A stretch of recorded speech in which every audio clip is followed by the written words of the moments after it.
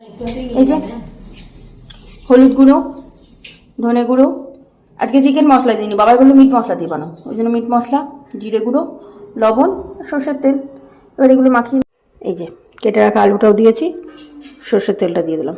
আমি ঠিক এইভাবেই বানাই, সমস্ত কিছু দিয়ে। এবার তোমার মশলাটা ভালো করে মানে মাংসটা মাখিয়ে নিয়ে একদম বসিয়ে দেবো পুরো। এই যে বন্ধুরা টমেটো দেওয়া হলো। ক্যামেরাম্যান না থাকলে কি হয় বোঝে, এক হাতে রান্না এক হাতে ক্যামেরা। আজকে ক্যামেরা 12টা বেজে আছে। নিজে নিজে রান্না করলে নিজে নিজে ক্যামেরা করলে যা পায় আর কি, সবার ক্ষেত্রেই। চলো, এই যে টমেটোটা দেওয়া হয়েছে। আর এখানে যে বললাম তোমার মেটেটা আর হজম ঘরটা রাখা আছে, অ্যাকচুয়ালি গিলে মেটে বলো অনেকে, আমি বললাম যে তুমি আমরা হজম ঘর করি, ওটা ছিল, ওটা দিয়ে দিলাম। এবার কষাতে থাকবো।